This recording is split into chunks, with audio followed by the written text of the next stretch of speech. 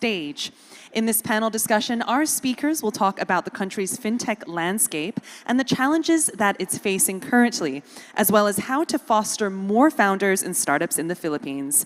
So to kickstart this panel discussion, I'd like to welcome our panelists to the stage. The first being founder and chief executive officer of Tonic, Greg Krasnov, as well as chief technology and operations officer of GCash, Pebbles Sai. And moderating this panel discussion, I'd like to invite President of Kickstart Ventures, Minette B. Navarrete. Kindly make your way to the stage, everyone.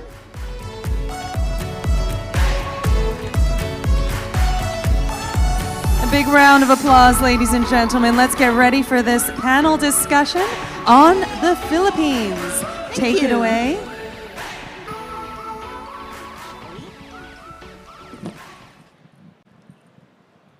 I want to say thank you to everyone as we sort of get settled in. I'm going to make the assumption that if you're staying in the room, you are interested in one of four things: what the next wave is and what it looks like, fintech, impact, and the Philippines. So we're going to start by asking our panelists to introduce themselves. But because if you are interested in one of those four things, hi, Jeff.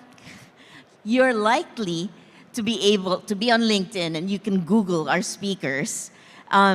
So what we're going to do is introductions with a little bit of a tweak. We're going to head straight into the theme of the session and ask our panelists, what are they doing today, personally, and how is that changing lives in the Philippines? So maybe start with Greg for now. Thank you, Minette. Hi guys, my name is Greg Krasnov. I'm the CEO and founder of Tonic. We're the first digital neobank in the Philippines. We're actually running on the first digital bank license in the Philippines. And that's a pretty big deal because that is a full bank license. So it enables us to take deposits, make loans, operate just like any bank in the world, but on a purely digital platform. So for us, if you ask me how that connects to making the lives of the Filipinos better, that's actually very much our mission. And the way the bank started is initially I was a co-founder of one of the first digital lending startups in the Philippines. And that's actually how Minette and I originally met, because I was pitching her on investing in that startup. But what we found is that there's a massive, massive underpenetration of credit, especially in the Philippines. The Filipinos that have access to formal credit are less than 10% of the population today. So that's a problem that we're there to solve. And if you want to solve that problem at scale, the only way to finance your loan book is by also attracting deposits. And to do that, you need a bank license. So that's how we kind of came to be what we are. But as I said, financial inclusion and especially credit inclusion is really at the core of our mission, and that's what we're here to do. Thank you, guys. Hi, good morning, everyone. I'm Pebbles. I'm with GCash. So GCash is the #1 finance app in the Philippines. We're proud of the fact that Filipinos, 66 million Filipinos actually, use our app today. We offer digital payments, money transfers, but we also have financial services like savings, insurance, investment. We also have digital lifestyle products where from shopping to gaming is also in our platform. Our vision is finance for all, right? As Greg pointed out, I mean, there really is a huge opportunity to serve the unbanked and underbanked in the Philippines. Today, I mean, I think credit card penetration is just like 2%. Maybe 1% have access to investment products. So there's really a huge opportunity to help our fellow Filipinos, to solve a lot of their problems and give access to financial services. No, that's a great point, Pebs. And maybe for the folks in the audience who don't have the Philippine stats, the landscape is an unusual one. As Pebbles says, less than 2%. It's a country with 110 million people. So total population, 110 million. We have maybe 7 million credit cards issued to about 2% of the population. There are about 35 million bank accounts. There are 66 million GCash accounts.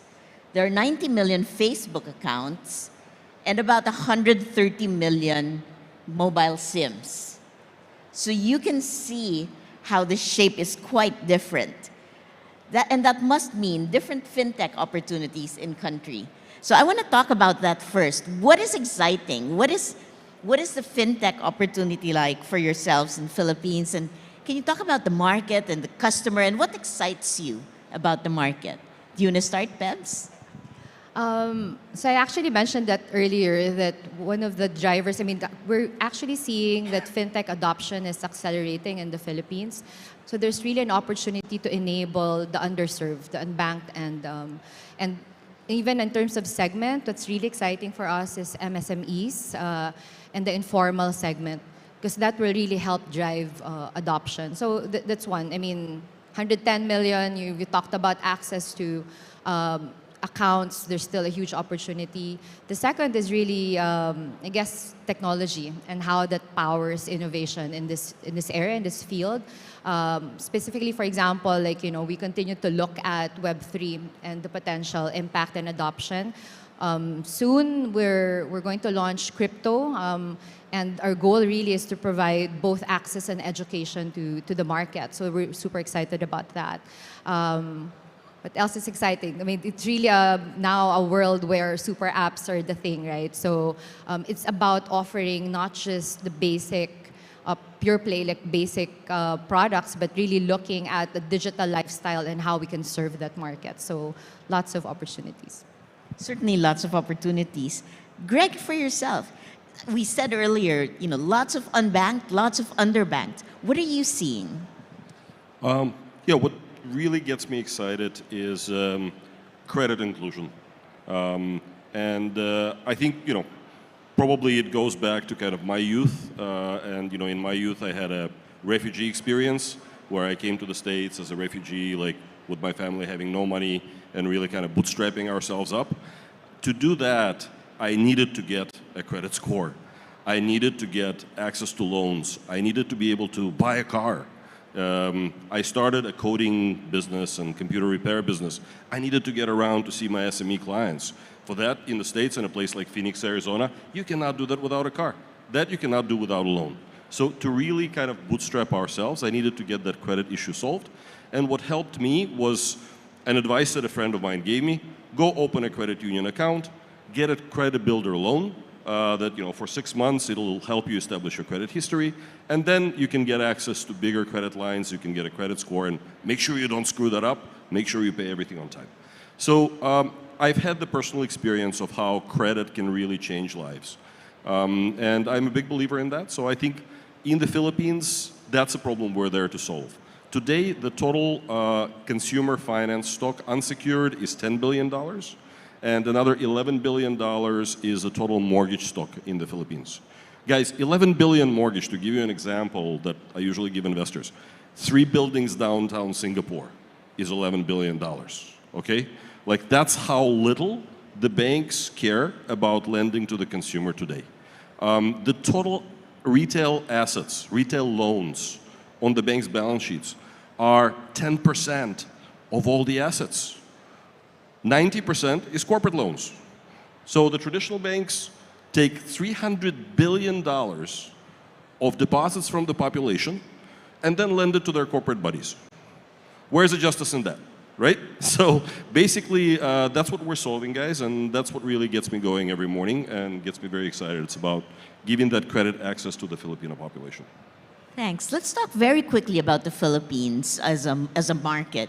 And I want to hear, maybe from you, Greg, why choose the Philippines as the first market for Tonic?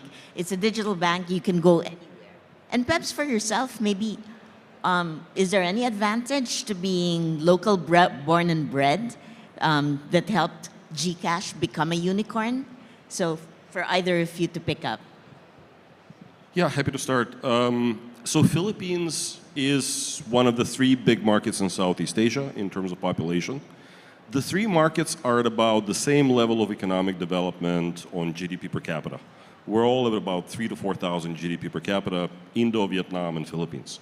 But Philippines is 4 to 5 times less penetrated with consumer lending on a per capita basis than Indo or Vietnam even. And if you look at other markets in the region, like a little bit more advanced, Thailand, Malaysia, you see that the potential for that Filipino market is go 10x plus. So that's the first thing that got me excited, and that's why I got involved with Asia Credit as a co-founder when we started one of the first digital lenders. But then what we learned with that is, okay, we can get quickly to product profitability and to start servicing clients, but to really scale the loan portfolio, you need access to deposits. Because that's the only way you can get big raw material source for making loans. Yeah, deposits are a raw material for us. So that was my lesson learned, and we actually hit a constraint on scaling up our loan portfolio because we couldn't get it financed with credit from banks or from insurance companies, etc. So fortunately, we were able to sell that company with my co-founders, but that is what led me to come to the central bank in the Philippines. And I don't think the conversation that I had with the BSP could have been had with any other regulator in the region. BSP is an amazing regulator. Our history with them has been tremendous. And what they've done with us is they said, hey, we dig your story, we dig your strategy, we're totally aligned with you guys on financial inclusion. Yeah. Let's experiment. We give you a rural bank license, but we put you under a special regime under the IT department of the BSP, where we will learn from how you do it. And then we use that to write the digital bank regulations. And then once we've written it, we'll convert you into the first digital bank license. So that was a very unique situation that I think either OJK or Vietnam Central Bank, we just couldn't have had that kind of a situation. So I think that it's the confluence of the biggest market opportunity and a very, very experimental and kind of agile regulator that really drew us to the Philippines. No, that's true. I have to say the Central Bank of the Philippines has been quite encouraging and dealing very directly with startups. Pebbles, does that help? Local. Yes, of course. But I think you asked about the advantage. I think we really believe our strength is rooted in our deep understanding of Filipinos and the culture. That's why a lot of the products that we develop really are based on the behaviors of the Filipino consumer, right? So I think that's a strength. I mean, a lot of people think that GCash is actually a new company. We've actually been around for some time. It just used to be a product, and which has evolved, and we continued investing in it. I mean, we've had great partners and our investors really believing that we have to solve financial inclusion to help with nation building. And I think that sense of wanting to help the Filipinos and solve a lot of problems has really helped us in our journey. Of course, part of that advantage is our investors, right? With both Globe and Ayala really helping GCash get off the ground with connections and all the support. Eventually, of course, we partnered with Ant, and their platform has really helped us scale to where we are today, not just in terms of number of users, 66 million, but the exponential growth in transactions, like especially during the pandemic. And then we also have our other global investors and shareholders, Bowwave, Insights Partners, Warburg Pincus, where they really provide the experience and the insights in the areas that we want to explore and what we want to launch. So a lot of it goes back to how well and how deep we know the Filipinos, and I think that's really an advantage and a strength for us. So. No, that's true. Okay, so that's the good side of it.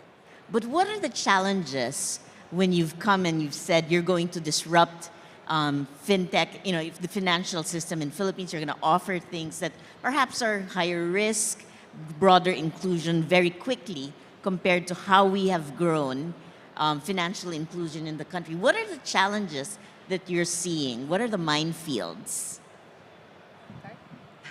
Well, I think number one, and it's not just related to fintech, I think a lot of companies are feeling it now.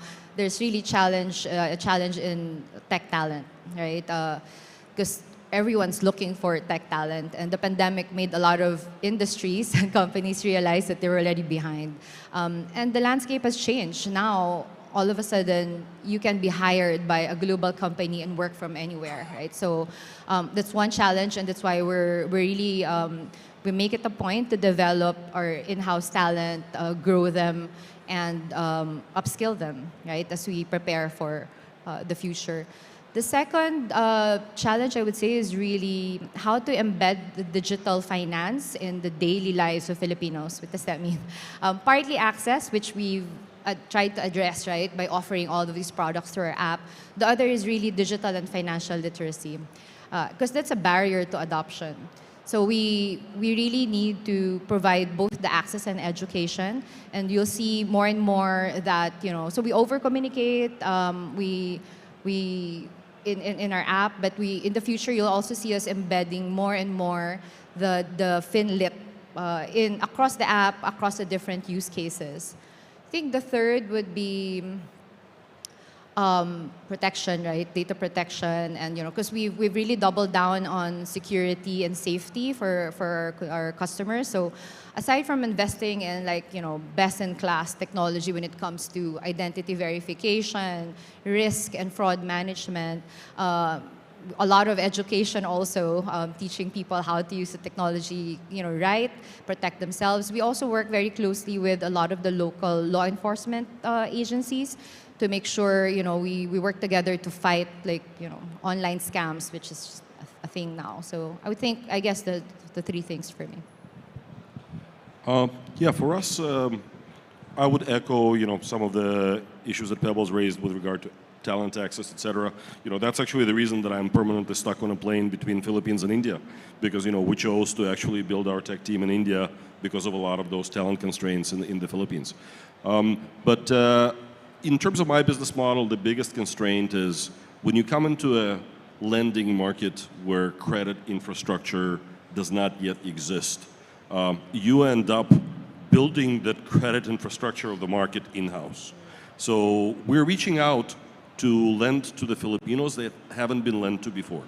Philippines has a very weak ID system. There is no national ID. We have to deal with over a dozen IDs and over a dozen variations on each of the IDs depending on when they were issued. So onboarding a customer with that, is a significant fraud problem. I'm sure we're not the only ones. GCash has the same one. They're just a little more ahead of us in solving it. But also in terms of figuring out who can be lent to. So you basically need to build a very robust credit system in-house.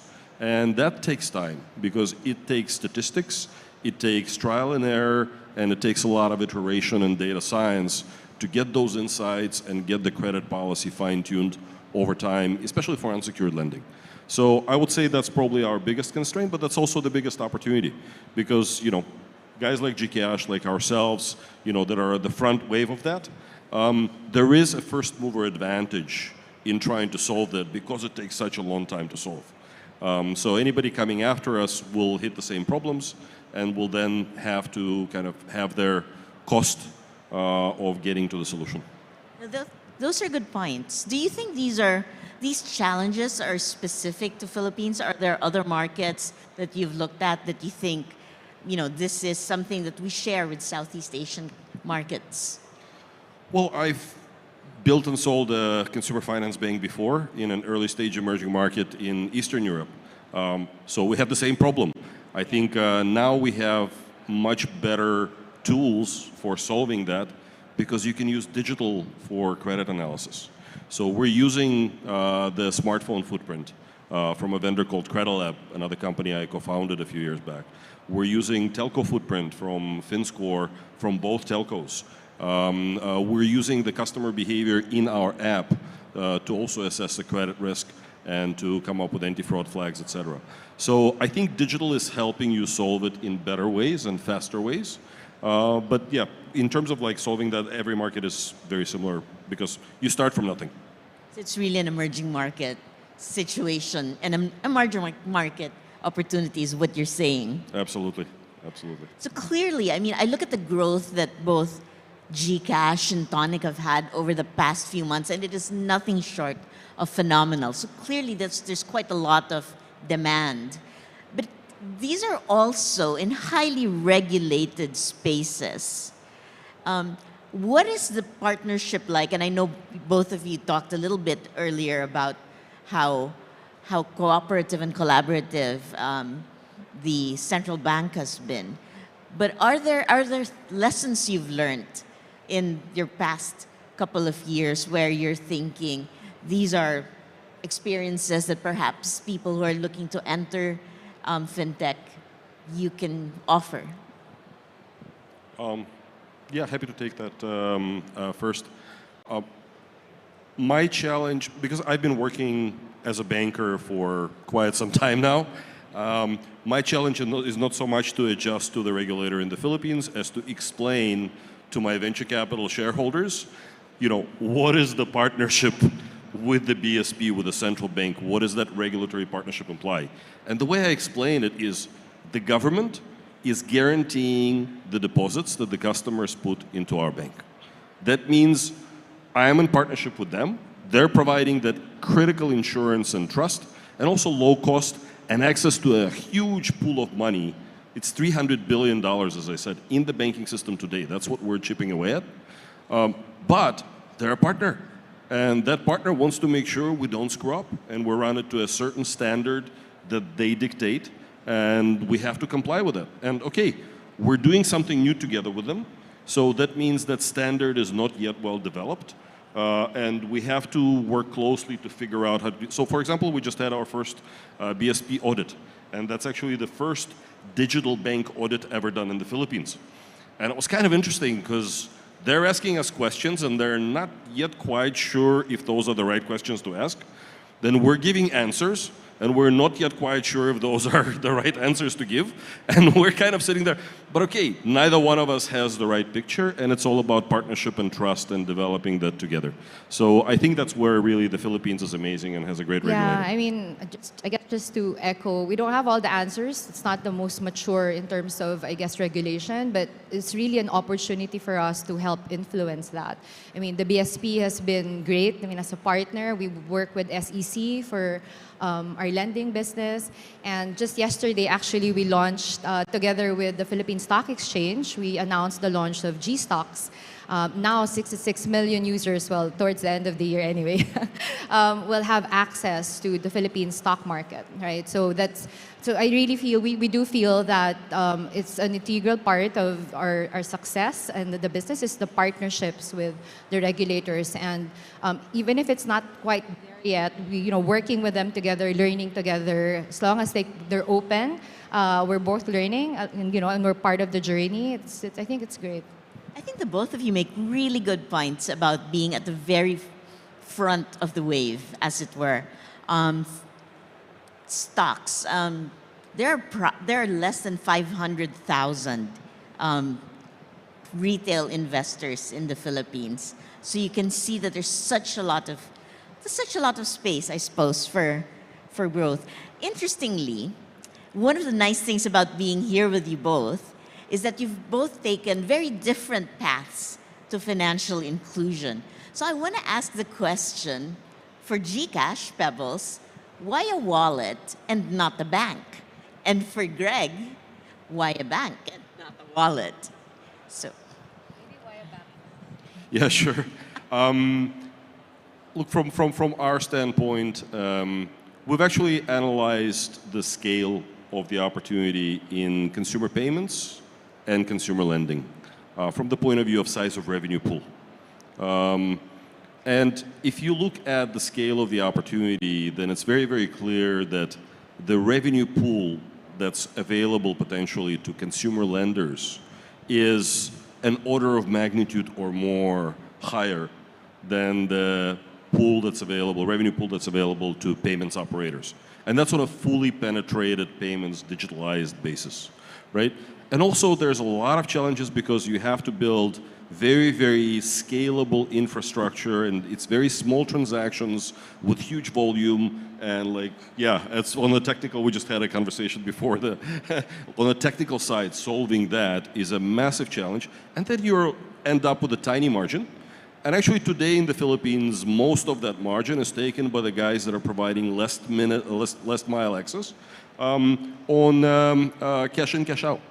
Like those guys are sitting on huge margin, and guys like me or GCash are left with not that much margin on that. So The way Gcash is solving it, I'll let them comment on it, but I think they're solving it by leveraging that customer base that they've built to provide other products and using other people's products, etc. We said, okay, we don't want to do that. We just want to focus on where the money is. If the money is in lending, let's build a lender and let's focus on taking deposits to take raw material for that. But let's not bother so much with payments. We also provide payments.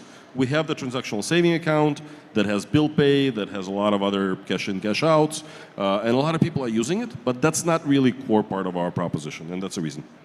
Yeah, so yeah, it was actually deliberate on our part not to apply for like a digital banking license.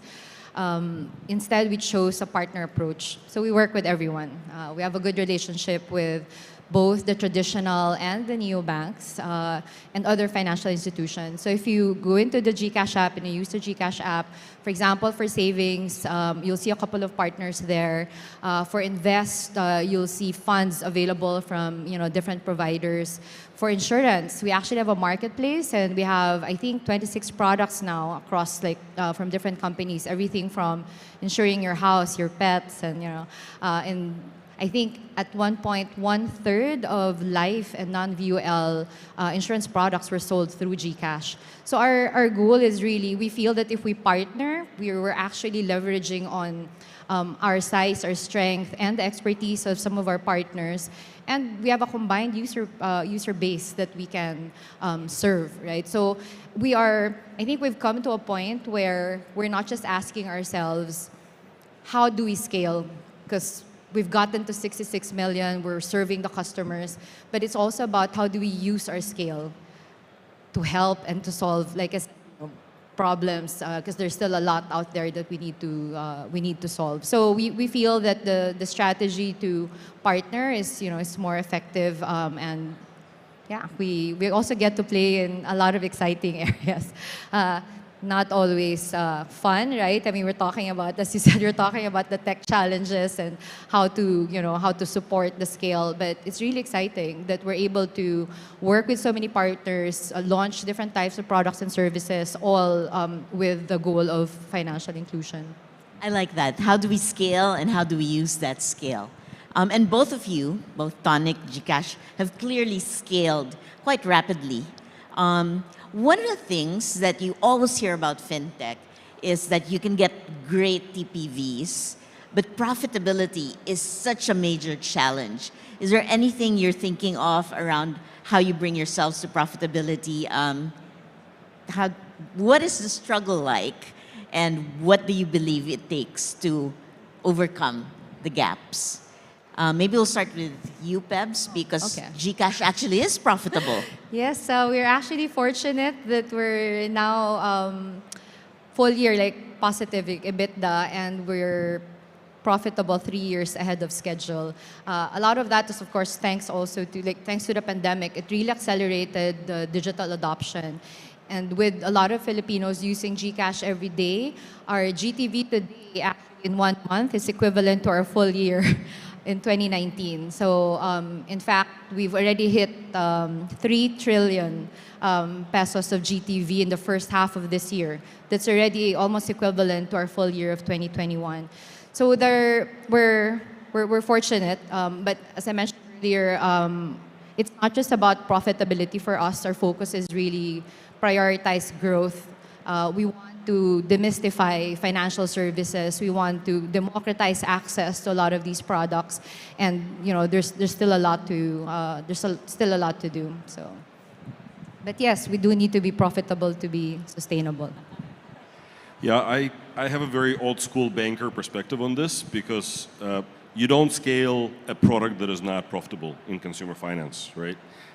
And that's actually very different than most of the fintechs have been doing it, because we've been blessed in the last few years with this exuberant equity funding environment where people could afford to go out and scale loan books without that loan book being profitable, and then saying, oh, we'll just use that to acquire customers.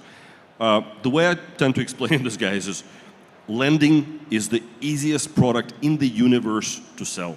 I can take 2 suitcases of cash. I can stand on a street corner. I can hand out $100 bills. I'll do amazing user acquisition and amazing turnover. None of that money will ever come back, right? So effectively, if you want to build a proper lending business, you first need to figure out how to get to unit profitability. That means optimizing for your two main cost drivers, cost of risk, cost of acquisition. And that's where we're at today. We launched our 3 unsecured lending products in the last 9 months, and we're optimizing for that unit profitability. We're also launching right now a pilot on the first secured digital bank product ever done in the Philippines. It's a home equity product, and that will help us optimize for that cost of risk faster. And it's also a larger ticket, so it's going to help us also with the cost of acquisition. But basically, the lesson learned that I want to kind of communicate to you guys, unit profitability. Get to unit profitability, then scale after you've hit that. Don't do it the other way around, otherwise you're just going to get diluted to bits as founders, and then why the hell are you doing this to begin with? Can I add to that? You're right. I keep talking about the other products. I haven't talked about lending. We've also doubled down on lending. We actually have 3 products today, the revolving credit, loans, and of course BNPL. And it's important because you really bridge the day-to-day needs of Filipinos, because Philippines is really a predominantly prepaid market. They earn by the day or by the week, and that's also how they spend. And one of the, I think, biggest assets that we have today is what we call G-score, because there's no credit score. I think Greg mentioned that earlier. There's really no official credit score in the Philippines. And through our experience, whether it's through the transactions and payments and all the other financial services, our G-score has gotten to a point where, it's when we offer the lending products, it helps us really identify the right customers to lend to. So you're right about lending and how it, of course, links to profitability. I think it makes a big difference. For the audience, I've asked quite a number of questions. We are going to open the floor for questions from the audience. So we're going to ask the production team. There you have it. If you would like to send in questions, please scan the QR code.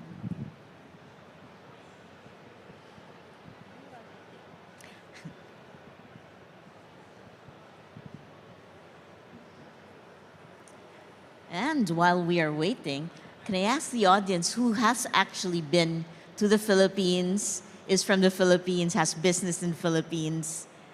I see quite a number of hands. Thank you for being here. It's an interesting market. There's so much going on.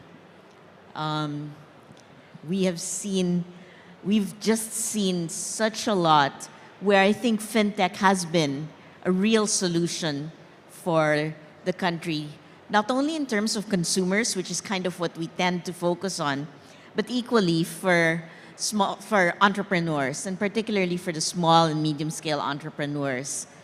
Historically, the Philippines has had about 1 million SMEs. Over certainly the first half year of the pandemic, we probably lost about 300,000 of those entrepreneurs. And fintech solutions have been helping the country and the sector regain footing and build momentum. So I've got a few interesting questions coming in, and I am going to pick from these. So thank you to John Lim, who asks, how have inflation and higher interest rates environment affected the fintech space from your perspective? And I guess that's going to be more for a bank than for a wallet. So I'm going to ask Greg. There's a couple of angles. Actually, I will quote a friend of mine, a VC, who said, with this new environment, the high interest rate environment, everything's going to get easier except fundraising. Okay? So basically, guys, if you think about net present value calculation, right? All the startups are valued on NPV because it's all the revenue and profits that are in the future. And basically, interest rate is in the denominator of that formula for NPV. Any finance graduates here?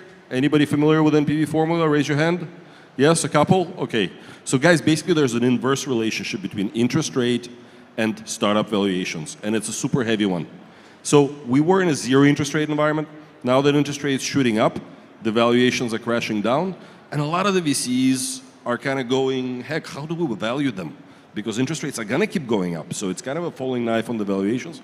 Do you really want to catch that? So that's the issue, and I would encourage all of the founders around here to think about your runway. You know, we heard from the previous speaker, guys, 24, 36 months runway. You know, that's a critical one, and we were very lucky that we closed $130 million Series B in February of this year, so we got tons of runway. But that's probably the biggest one. In terms of operationally, I think, you know, as a credit provider, we have to be conscious of how inflation is affecting, especially the lower bands of the income of the population, and make sure our credit policy is adjusted to that so that we don't overcredit to those people who might get in trouble because their utility bills will go up, their food bills will go up, etc. So you need to stay more conservative on your credit policy to make sure that you don't get those people into trouble. But otherwise, like for us, it's kind of business as usual, and it's up or down interest rate environment for a bank. You know, you just moderate that on both sides of your balance sheet. Yeah, it's a great point, and I think for fintechs as well as for fintech investors, to be responsible during a period of crisis is super important. Question from Rohan. What are your primary routes of new customer acquisition? And both of you have had such amazing rates of growth over the past couple of years. So can you share a little bit about how you've acquired new customers? Yeah, I mean, in the, I guess, earlier years, there was a concentration of GCash users in Manila, in Luzon, right, in NCR. But more and more now, we see the growth in the regions. So that's really part of where the growth is coming from now. A lot of regional plays, we're localizing some of the content, even the way we communicate with our customers. The other actually is segments, right, where we actually just launched GCash Junior. For this caters to everyone from 7 years old to 17 years old with the consent of the parents. So you'll see products now that's really more targeted for this segment. And the other, our goal is really to serve Filipinos wherever they are. So it's about serving Filipinos even outside of the Philippines. So GCash International is also something that you'll hear about very soon. Nice. Greg, anything to add? Serve Filipinos wherever they are, wherever they need credit, wherever they need their deposit served. So we use digital channels very, very heavily. Digital acquisition channels online, everything from Facebook, Google, TikTok, you name it, we're there. With deposits, we don't do that much anymore because we've had an such an overperformance on our deposits that we're not really running with very heavy acquisition right now. But on lending, that's where we go for our cash loans, for our sales finance loans. We're in stores. We're currently in about 30 stores in Metro Manila for consumer electronics, etc., because we're still getting that product piloted. But ultimately, we'll be scaling that presence with our in-store promoters and our QR codes on the shelves so that it's very easy for the Filipino to access credit when they're there. For our home equity product, we're partnering with real estate brokers and other players in the market as well. So it's a mix of offline and online. Filipinos are incredibly digitally native. So that's actually fantastic for us. It's #1 Facebook country in the world. It's 4 hours of average Filipino Facebook user per day. I'm really blown away. Every time I post something on Facebook, in the first 10 minutes, I get 50 likes from all my Filipino friends. They're seem to be permanently plugged in. So that's just a really great acquisition channel for us too. No, that's true. Brilliantly, you both have answered the other question that came here, which is there an intent for either of you to go international? And I guess that makes sense. Fully 10% of the Philippine population is overseas. And that's in all regions, whether Asia or Europe or the United States. So that's quite a good one. There's a really interesting question here. We have just a couple more minutes. Talking about talent. What are the opportunities for fintech, both for people with a finance background and for people who do not have a finance background? Where are you looking for talent? What are the opportunities? Yeah. Well, we are built during the COVID time. So we are actually cloud native also from the point of view of how we operate. Which means, guys, when we were building the bank, I like have this joke, like for 2 years, we were all like 12 hours a day playing this really cool computer game called Tonic Bank, right? So like stuck in front of our screens, not being able to travel. So like as a result, like everybody's a face on the screen. And we're kind of used to that, and as a result, we're much more global in terms of how we search for talent, how we onboard talent, how we use talent. And that helps us overcome some of the talent limitations that we have in the Philippines. Yeah, so I think the approach is, if you're competitive on a global scale, that's the best way to look at your skill set today. Because the world is really moving to a point where everybody's just a face on the screen, and it doesn't matter if you're in, Bangladesh, Poland, Philippines, or India. I think people, I mean, unlike in the past where you look for talent, it's very specific, right? I mean, you have to be a DBA, a sysad, but now you really have to be more versatile. I mean, to begin with, we're a technology company, so whether you're in finance or in HR or in technology, you need to be comfortable with technology. So we're really looking for people who are not afraid to learn and to try new things. And if you look at our population, I'm actually a minority. Now I think our average age is like late 20s. It's amazing the kind of talent that we're seeing now. They're very comfortable to learn about finance, to learn about technology, to learn about these new businesses that we're really getting into. So in a sense, that's less of a challenge. It's more how do we find them? Everyone's competing for really good talent. So on that note, as we wrap up, what is the 30-second message each of you has for the audience, for founders, for people who want to work in fintech? Unit profitability, maximize cash flow, get to break even fast, don't rely on funding. I think this digital lifestyle and this trend is not going to stop, right? There are more problems to solve out there. I think at the end of the day, startup or not, your solution and your company needs to prioritize addressing customer needs. I think if you do that and you do that well, you can succeed. Sounds good. Thank you very much. There are 24 questions more on my iPad. So for those who would like to make friends, please look out for Greg Krasnov, founder and CEO of Tonic, first digital bank in Philippines. Look for Pebbles C, Chief Technology and Operations Officer, GCash, #1 wallet in Philippines. And if you're looking for investment, look for myself or my colleague, Mike Matei, somewhere in the audience, who is celebrating his birthday with us today.